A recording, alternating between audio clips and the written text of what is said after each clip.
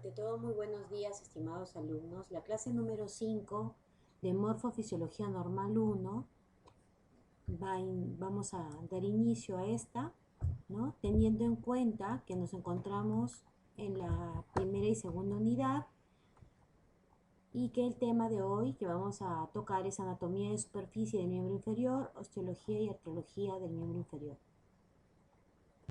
Cuando hablamos de anatomía de superficie del miembro inferior, tenemos que recordar que hay una región muy importante que es la región glútea, que algunos autores señalan como la unión de lo que vendría a ser del tronco hacia lo que vendría a ser el apéndice del miembro inferior, o de la región apendicular del miembro inferior, la región glútea. Esta región glútea está compuesta por músculos glúteos, y vamos a ir estudiando músculo glúteo mayor, músculo glúteo mediano, músculo glúteo menor, por músculos que también aparte conforman esta región, que ya vamos a ir mencionándolos como los músculos obturador interno, externo, piriforme, gémino superior e inferior. También ya nos vamos a centrar en el segmento del muslo. El muslo va a tener dos compartimientos, un compartimiento antero-externo, que es el que estamos apreciando. Dentro de este compartimiento antero-externo encontramos una región que es la región inguinal, que está en relación directa con el triángulo femoral o triángulo de Scarpa. Y una región postero-interna del muslo, ¿no? Que está compuesta por varios músculos, entre ellos el bíceps crural o bíceps femoral, cabeza corta, cabeza larga, el músculo semitendinoso, el músculo semimembranoso, el músculo recto interno gracilis. Luego tenemos la rodilla como articulación, que también vamos a estudiar, y luego viene el otro segmento, que es el segmento de la pierna. La pierna consta de un compartimiento anterior, donde están los músculos tibial anterior, extensor común de los dedos del pie, extensor propio del dedo gordo grueso, peroneo anterior, y luego tenemos el compartimiento posterior o posterolateral para algunos, que es la región donde ubicamos nosotros a los gastrocnemios o gémino interno y externo, lo que vendría a ser el músculo sóleo, ¿no? Y hay que recordar también que por encima de este compartimiento, de este compartimiento posterior a nivel de la pierna, por encima de ella encontramos una estructura denominada el hueco popliteo o rombo popliteo, que tiene sus límites y tiene su contenido. Este rombo popliteo o hueco popliteo no es otra cosa que la cara posterior a nivel de la región de la rodilla. Entre la pierna y el siguiente segmento encontramos el tobillo, ¿no? Que es la articulación tibio-tarsiana que ya vamos a detallar, y encontramos el pie. El segmento del pie tiene un compartimiento anterior o dorso del pie y un compartimiento posterior o anterior y posterior. La posterior vendría a ser las regiones plantares. Región plantar interna, región plantar externa y región interplantar o plantar media. Entonces, hablemos ahora con lo concerniente a osteología del miembro superior. Si voy a hablar de osteología del miembro inferior, tengo que hablar directamente de lo que vendría a ser la cintura. ¿Qué cintura? La cintura pélvica. Esta cintura pélvica va a estar conformada por los dos huesos ilíacos o coxales, también denominada, y por el hueso sacro. Algunos autores también refieren al coxis, ¿no? Y estos ya 3 o 4 huesos, si consideramos el coxis, conforman la cintura pélvica. Luego vamos a encontrar la región del muslo, formada por una sola estructura ósea, que es el fémur, ¿no? Luego viene la rodilla, que es una articulación. Luego viene el segmento de la pierna, formado por dos estructuras óseas. Por dentro la tibia, por fuera el peroné. Y luego tenemos el segmento del pie, formado por los huesos del tarso, que son huesos cortos, los huesos del metatarso, que son huesos largos, y los huesos de las falanges, ¿no? Cada dedo en el pie, ya vamos a ir estudiando cuántas falanges tiene. Cuando hablamos de pelvis ósea, esta pelvis ósea está formada por los dos huesos ilíacos o coxales y por el sacro, ¿no? Los ilíacos o coxales son huesos planos, el sacro es un hueso irregular. Vamos a ubicar aquí el hueso coxal o ilíaco. El hueso coxal o ilíaco es un hueso plano, es un hueso par porque tenemos uno derecho y uno izquierdo. Es un hueso que tiene la forma de un cuadrado, por ende va a tener una cara externa, una cara interna y 4 bordes: superior, inferior, anterior y posterior. En esta imagen yo estoy visualizando la cara externa del ilíaco coxal. ¿Y cómo sé?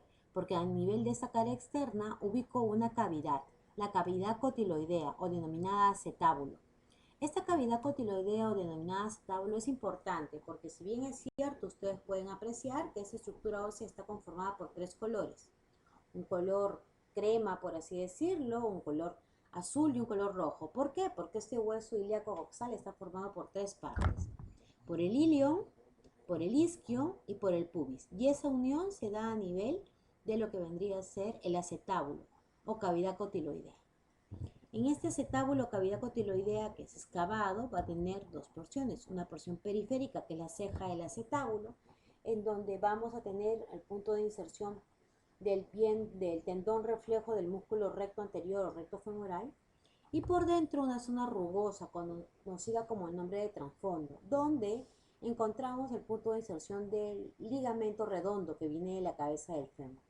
Pues esta cavidad cotiloidea, este acetábulo, alberga la cabeza del fémur, conformando así la articulación fémuro-coxal, o conocida como articulación de la cadera, o coxo-femoral, que es lo mismo. Por encima de este acetábulo voy a ubicar una estructura que se denomina la fosa ilíaca externa. Esta fosa ilíaca externa va a tener dos líneas. Una línea, o algunos autores la refieren como hemicircunferencia anterior, que es la verde, y una línea o hemicircunferencia posterior, lo cual va a delimitar tres espacios, y esos espacios son para la inserción de los músculos o para la inserción de los músculos glúteos. Tenemos del borde anterior del ilíaco coxal a la línea anterior la inserción del músculo glúteo menor.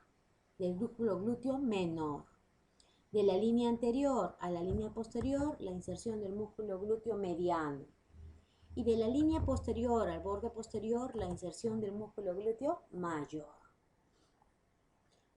Por debajo de este acetábulo voy a encontrar un agujero. Este es el agujero, ¿no?, conocido como agujero obturador. Este agujero obturador va a tener una circunferencia externa y una circunferencia interna. Ambas circunferencias en la parte superior dejan abierto formando un canal, el canal subpubiano, que dentro de un momento lo vamos a ver. Pero la importancia de este agujero obturador es que va a estar cubierto por una membrana, la membrana obturatriz. Y en la periferia de este agujero obturador y en la cara externa de la membrana obturatriz se inserta un músculo, el músculo obturador externo. Ahora observemos la cara interna. En la cara interna yo ubico el agujero obturador que está cubierta por la membrana obturatriz, y el detalle es que por dentro o por la cara interna de esta membrana obturatriz y por la circunferencia de la misma se inserta el músculo obturador interno, o ubicamos al músculo obturador interno. Por la parte superior de este agujero obturador vamos a ubicar un canal denominado el canal subpubiano, por donde va a pasar la arteria obturatriz, la vena obturatriz y el nervio obturador. Hay que hacer un hincapié acá del agujero obturador. El agujero obturador tiene características particulares. Es de forma triangular o de ángulos agudos cuando se trata de una pelvis femenina, y es de ángulos obtusos y circunferencial cuando se trata de una pelvis masculina. ¿Qué otro detalle voy a ubicar en esta cara interna de este hueso ilíaco coxal? Una línea denominada la línea innominada, la cual es muy importante porque forma parte del límite de entre la pelvis mayor y la pelvis menor, que ya vamos a abordar cuando hagamos pelvis. Ahorita no. Por encima de esta línea innominada ubicamos una fosa, la fosa ilíaca interna. Esta fosa ilíaca interna es excavada, en el caso femenino es bastante excavada, en el caso masculino es poco excavada, que es otra diferencia. Y en esta fosa ilíaca interna ubicamos al músculo ilíaco, que junto con el psoas mayor conforma el músculo psoas ilíaco. Por debajo de la línea innominada ubico una superficie cuadrilátera que no es otra cosa que la cara interna del acetábulo o cavidad cotiloidea. Y por delante de la línea innominada ubico una superficie triangular denominada superficie pectínea. Sobre esa superficie pectínea ubico yo una parte prominente denominada eminencia pectínea y una parte afilada, ¿no?, bien empuntada, por así decirla, de bordes rugosos, es la cresta pectínea. Por delante de todo ello lo que vendría a ser la espina del pubis. Y en la parte posterior de la línea innominada una faceta articular para la articulación con el hueso sacro, con los bordes laterales del hueso sacro. Borde superior. El borde superior del ilíaco coxal tiene forma de una S itálica y es denominada cresta ilíaca. Esta cresta ilíaca tiene un labio interno, tiene un labio externo y tiene un intersticio. ¿Quién se inserta en el labio externo? En el labio externo se inserta el músculo oblicuo mayor del abdomen o músculo oblicuo externo del abdomen. En el intersticio se inserta el músculo oblicuo menor del abdomen o músculo oblicuo interno del abdomen. Y en el labio interno se inserta el músculo transverso del abdomen. Aunque también tengo que señalar que en el tercio posterior de esta cresta ilíaca se inserta el músculo dorsal ancho, que ya lo hemos hablado. Borde inferior. El borde inferior de este hueso ilíaco coxal está formada por la rama descendente del pubis y la rama ascendente del isquio.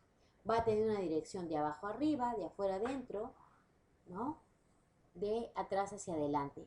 Y recuerden que en este borde inferior se van a insertar varios músculos, entre ellos los músculos aductores, mediano, menor y mayor, entre ellos el músculo recto interno gracilis, ¿no? Que ya vamos a ir detallando. Borde anterior. En el borde anterior del ilíaco coxal ubico yo a la espina ilíaca anterosuperior, a la escotadura sin nombre, a la espina ilíaca anteroinferior, a la escotadura del psoas. ¿Quién se inserta en la espina ilíaca anterosuperior? Vamos a tener el punto de inserción del músculo tensor de la fascia lata, del ligamento inguinal, ¿no? Del músculo sartorio. A nivel de la escotadura sin nombre, ¿no? Pasa el nervio femoral, femorocutáneo lateral, perdón, que es una rama de lo que vendría a ser el plexo lumbar. A nivel de la espina ilíaca anteroinferior encontramos la inserción del tendón directo del músculo recto anterior, recto femoral. A nivel de la escotadura del psoas pasa por ahí el músculo psoas ilíaco para ir a insertarse a nivel del trocánter menor. Luego tengo el borde posterior. En el borde posterior tengo la espina ilíaca postero superior, la escotadura sin nombre, la espina ilíaca postero inferior, y hay que tener mucho cuidado con estas espinas ilíacas, pues a ese nivel no se inserta ningún músculo, pero sí ligamentos sacroiliacos que conforman la articulación sacroiliaca respectivamente. Luego viene la escotadura ciática mayor o sacrociática, muy importante porque por ahí pasa o sale el músculo piriforme o piramidal de la pelvis, el nervio ciático mayor, el van glúteo, ¿no? El van pudendo, o sea, vena, arteria y nervio. Luego tenemos la espina ciática, bastante importante. Luego, a ese nivel tenemos la escotadura ciática menor, donde regresa la arteria pudenda interna respectivamente. Y hacia la parte inferior, lo que vendría a ser el isquio. Vamos a hablar del sacro. El sacro es un hueso irregular, es un hueso impar, es un hueso que tiene la forma de un triángulo, cuya base superior, cuyo vértice inferior va a tener dos caras. Anterior, lisa, cóncava, posterior, rugosa, convexa. Una base y dos bordes laterales. En la cara anterior voy a tener que delimitar una estructura bastante importante. Lo que vendría a ser la unión entre L5 y S1 es lo que se conoce como promontorio. El promontorio es importante porque vamos a delimitarlo bien cuando hagamos pelvis. Luego, en la cara anterior voy a ubicar unos agujeros, los agujeros sacros anteriores. Estos agujeros sacros anteriores permiten el pase de las arterias sacras, ¿no? Laterales, medias, las ramas, y parte también de los nervios del plexo sacro, en ramas colaterales. En cada unión de cada de estos par de agujeros sacros tenemos los canales transversos que sirven como punto de inserción del músculo piriforme o conocido como músculo piramidal de la pelvis, ¿no? El vértice del sacro y a cada lado del promontorio las aletas del sacro. Cara posterior del sacro rugosa, convexa, como es la unión de vértebras sacras, se unen y forman una cresta, la cresta sacra media. A los costados las apófisis transversas se unen, forman las crestas sacras laterales. Entre la cresta sacra media y laterales encontramos la continuación de los agujeros sacros. Pero como están en la cara posterior, se dominan agujeros sacros posteriores. Luego el hueco sacro que conduce el conducto sacro con el hiato sacro respectivamente. Acá puedo apreciar yo las apófisis articulares superiores de la primera vértebra sacra o S1. Luego voy a tener en los bordes laterales las facetas articulares para que se articulen con las caras internas de los ilíacos coxales con las respectivas facetas, para la articulación sacro-ilíaca. Hablemos ahora del fémur. El fémur es un hueso largo, es un hueso par, es un hueso que tiene la forma de un prisma triangular. Va a tener una diáfisis. En esta diáfisis voy a ubicar yo el borde interno medial, el borde externo lateral. Ambos bordes son romos, muy a diferencia del borde posterior. El borde posterior rugoso, por eso es denominado línea áspera. Este borde posterior que es rugoso es bastante importante porque en el intersticio, en el fondo de este borde posterior, se inserta la porción corta del bíceps crural o bíceps femoral, se inserta lo que vendría a ser los músculos aductores, aductor menor, aductor mediano, aductor mayor, ¿no? También hay que saber que en este borde posterior, ¿no?, hacia arriba se trifurca la línea externa de la trifurcación valtrocánter mayor, es conocido como línea glútea, la línea media de la trifurcación valtrocánter menor, conocida por algunos autores como línea pectínea, y la línea interna de la trifurcación va al cuello quirúrgico. Para algunos autores es la línea del músculo vasto medial y para otros autores es la línea de inserción del músculo aductor mayor. Hacia abajo, el borde posterior del fémur se divide, se bifurca en dos líneas. La línea externa para el cóndilo externo, la línea interna para el cóndilo interno. Y entre las dos delimitan una región, que es la región popliteo. También en el labio externo de este borde posterior se inserta el músculo vasto externo y en el labio interno se inserta el músculo vasto interno. Luego tenemos que cuántas caras va a tener este hueso. El fémur va a tener una cara anterior delimitada por el borde interno o medial y el borde externo lateral. Convexa verticalmente esta cara anterior y en ello ubicamos la inserción del músculo crural o músculo femoral. Y en la cara posterior yo voy a ubicar dos caras, una póstero externa y una póstero interna. Ambas caras son cóncavas verticalmente, importantísimas porque albergan a los músculos vastos, medial y lateral respectivamente. Epífisis proximal, ubico la cabeza del fémur, 3/4 partes de una esfera, cubierta por cartílago hialino, a ese nivel, ¿no?, lo que vendría a ser la fosita para el ligamento, de donde va a emerger el ligamento redondo, que termina en el trasfondo del acetábulo. Descansa sobre un cuello anatómico mucho más voluminoso, más prominente, aplanado de adelante hacia atrás, con un borde superior, inferior, anterior y posterior, y una cara interna y externa respectivamente. Luego tengo un cuello quirúrgico y entre el cuello anatómico y quirúrgico tengo el trocánter mayor. El trocánter mayor es una estructura que tiene una cara externa, que tiene una cara interna. En la cara interna ubico yo una fosita, la fosita digital, donde se van a insertar 3 músculos juntos en un tendón común: el gémino superior, el obturador interno y el gémino inferior. Y también un cuarto músculo, el tendón de un cuarto músculo se inserta a ese nivel, que es el tendón del músculo obturador externo. También tengo el trocánter menor, y en el trocánter menor se inserta el músculo psoas ilíaco. Entre el trocánter mayor y el trocánter menor tenemos varios detalles. En la cara posterior una cresta, la cresta intertrocanteria, que la podemos apreciar acá. Y en la cara anterior tenemos una línea, la línea intertrocanteria, muy importante. Aquí vemos el trocánter mayor, vemos el trocánter menor y acá está la línea o la cresta intertrocanteria posterior. ¿Quién se inserta ahí? ¿A qué músculo ubicamos? Al músculo cuadrado crural o cuadrado femoral. Luego tenemos la epífisis distal formada por los cóndilos interno, cóndilo externo, que tienen la forma cuboidal, y hay que recordar y observamos acá que la cara anterior, la cara posterior y la cara inferior de los cóndilos está cubierta por cartílago hialino, porque forma parte de la articulación de la rodilla. En el cóndilo interno hay una estructura muy importante que se denomina el tubérculo del tercer aductor, ¿no?, porque ese nivel termina hasta el punto de inserción del músculo aductor mayor. La patela o rótula es un hueso irregular, un hueso que tiene la forma de un triángulo invertido, va a tener una cara anterior lisa, convexa, una cara posterior separada por una cresta media, en dos caras, posterior, posteromedial, posterolateral, cubierta por cartílago hialino, bastante importante, y ya la vamos a ver por qué. Tiene una base y tiene un vértice respectivamente.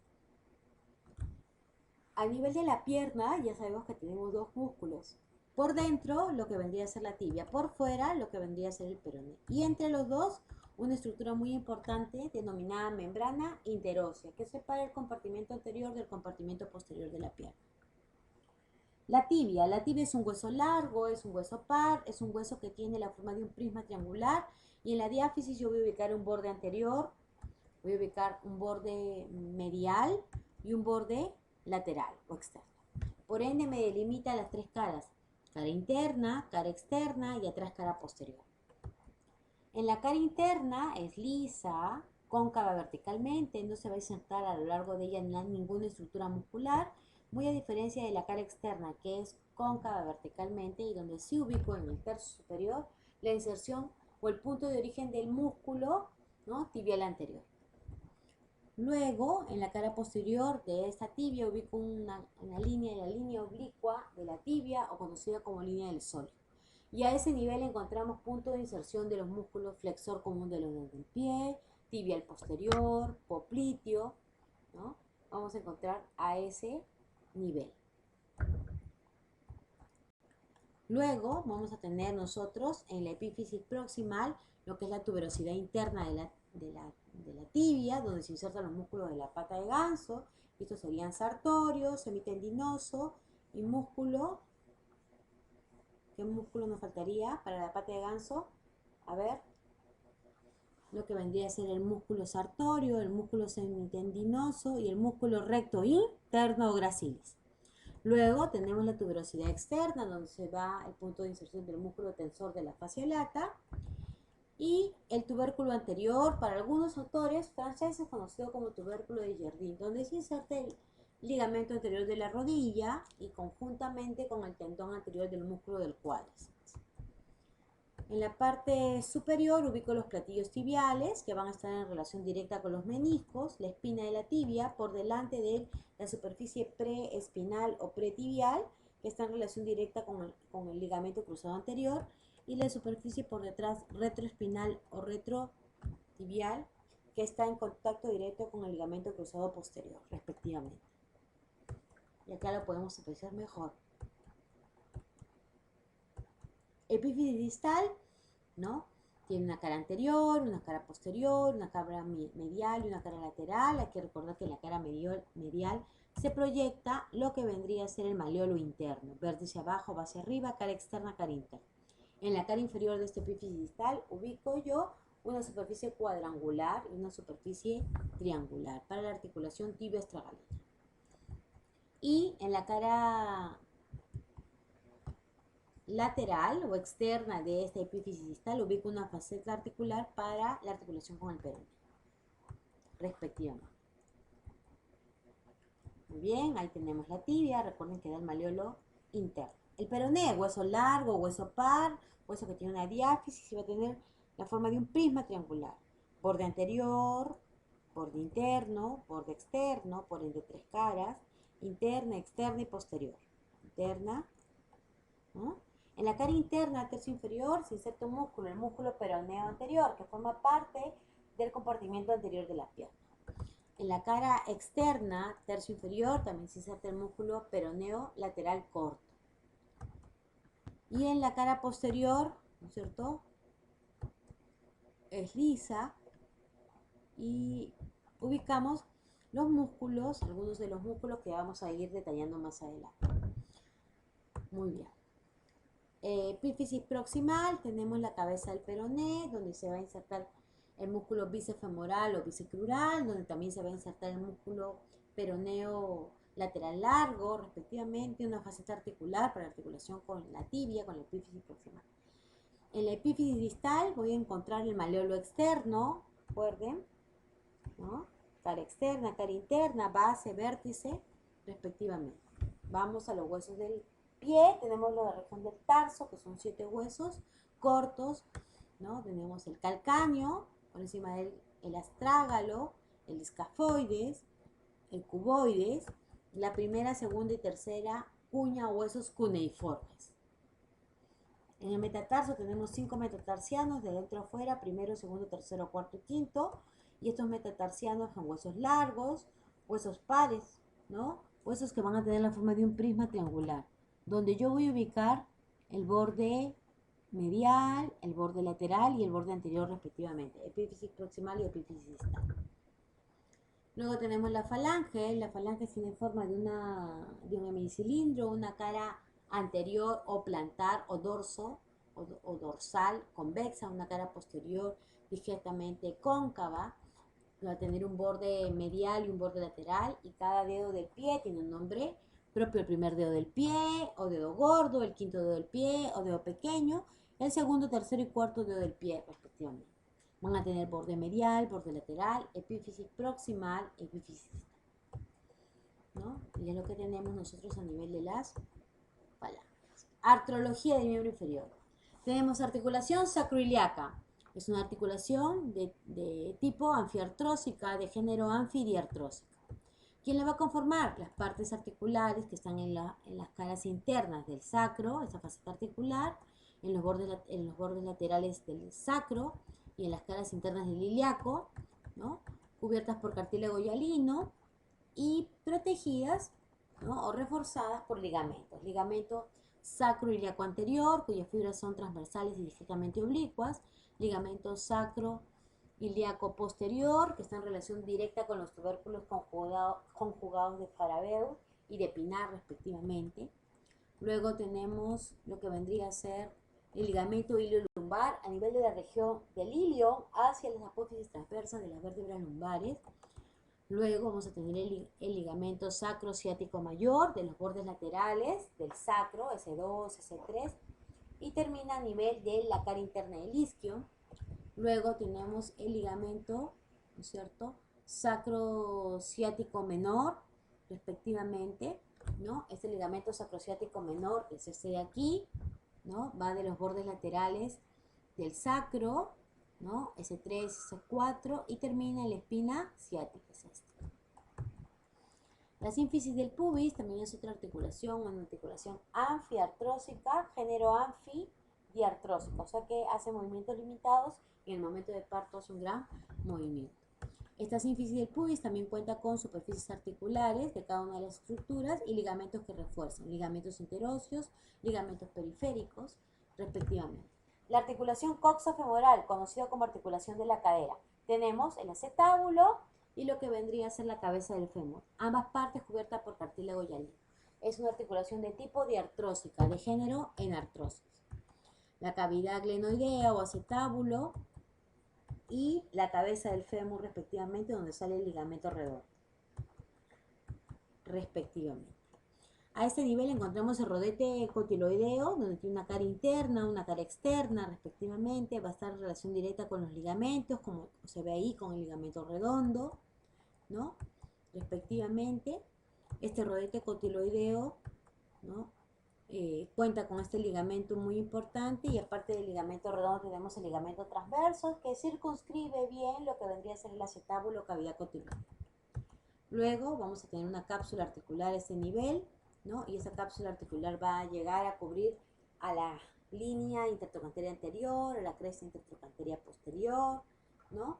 Respectivamente, para cubrir toda esa superficie va a haber ligamentos de refuerzo, entre ellos el ligamento, ¿no es cierto?, iliofemoral de Bertin, formado por dos partes, el ilio pretrochanterio y el ilio pretrocantiniana, respectivamente, ¿no? Y en relación con estructuras musculares.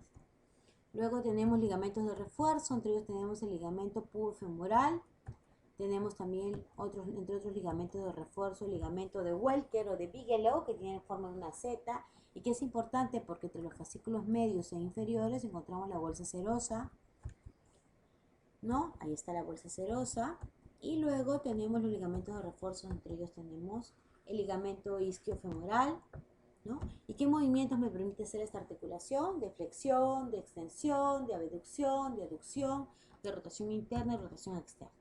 La articulación de la rodilla. La articulación de la rodilla es una articulación bastante complicada, dependiendo de la forma como la abordemos. La articulación de la rodilla, como articulación de la rodilla formada por las epífisis distales del fémur, o sea, los cóndilos, por las epífisis, por la epífisis proximal de la tibia, o sea, por los platillos tibiales, por los meniscos y por la patela rótula, esta es una articulación diartrósica troclear. Pero si yo hablo tan solo de la articulación femorotibial, es una articulación diartrósica bicondyle. Es diferente. La articulación de la rodilla, ¿no?, está cubierta por cartílago hialino respectivamente, ¿no?, y está reforzada por ligamentos. ¿Qué ligamentos? Que vamos a ir viendo detenidamente lo que es el ligamento anterior, ¿cierto?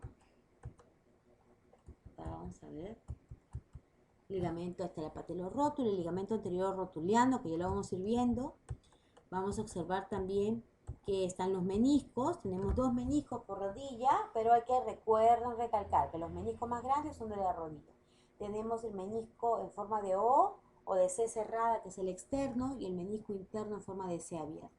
Estos meniscos están en relación directa con las caras inferiores del fémur y con las caras superiores de los platillos tibiales, ¿no? Hay ligamentos que refuerzan: el ligamento yugal, el ligamento del menisco femoral posterior y de Risberg, el ligamento de Pausat respectivamente. Luego cubierta por la cápsula articular y por ligamentos de refuerzo. Ligamento anterior de la rodilla, ligamento posterior, que está en relación directa con el músculo popliteo, tiene fibras oblicuas, fibras arqueadas, ¿no? Lo que vendría a ser el ligamento medial, que viene de la cara interna del cóndilo interno a la tuberosidad interna de la tibia. Luego tenemos el ligamento lateral o externo, que viene de la cara externa del cóndilo externo del fémur hacia lo que vendría a ser la cabeza del peroné. Luego tenemos los ligamentos cruzados anterior, que viene de la superficie preespinal y va hacia la cara interna del cóndilo externo. Y luego tenemos el ligamento cruzado posterior, ¿no?, que viene de la superficie retroespinal y va a la cara externa del cóndilo interno, ¿no? A ese nivel de la rodilla vamos a tener bolsas sinoviales para que refuercen la fuerza que se hace a este nivel. ¿Qué movimientos vamos a poder hacer? Flexión completa 140 grados, flexión de 90 grados, ¿no? Extensión completa, lo que vendría a ser 0 grados. La articulación entre los huesos de la pierna está la articulación peroneo tibial superior, peroneo tibial inferior y la peroneo tibial medio.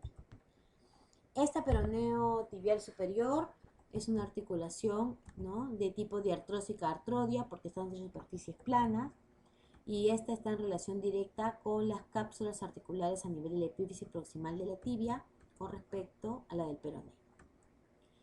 Luego tenemos la articulación peroneo tibial media, formada por la membrana interósea, y es una articulación de tipo sinartrósica de género sindesmosis.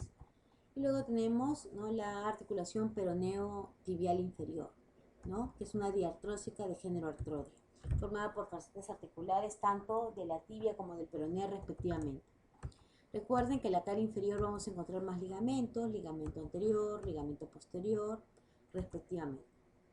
La articulación tibio-tarsiana entre la epífisis distal de la tibia y los huesos del tarso. Es una articulación de tipo diartrósica troclear, es una articulación que está conformada por lo que vendrían a ser las cápsulas articulares tanto de la tibia como del astrágalo en este caso, ¿no? Aquí vemos las formas y reforzadas por ligamentos. ¿Qué ligamentos? Tenemos el ligamento peroneo astragalino anterior, tenemos el ligamento peroneo astragalino posterior, tenemos el ligamento lateral externo, tenemos el ligamento peroneo calcáneo a este nivel, ¿no? En el lateral interno tenemos el ligamento deltoideo, tenemos también el ligamento tibio-astragalina posterior respectivamente y tibio-astragalina anterior. ¿Qué movimientos me permite hacer? Flexión dorsal, flexión plantar, eversión e inversión respectivamente. La articulación astrágalo-calcánea es importante porque va a tener dos facetas articulares y va a tener un tipo de articulación diartrósica y es doble artrodia. Esta articulación, en este nivel entre estas dos estructuras, vamos a encontrar un seno, el seno del tarso, respectivamente. Luego vamos a tener que a este nivel un ligamento, el ligamento interóseo. ¿Qué ligamentos tenemos en esta articulación astrágalo-calcánea? Tenemos el ligamento astrágalo-calcáneo lateral, ¿no? Tenemos el ligamento astrágalo-calcáneo posterior, respectivamente.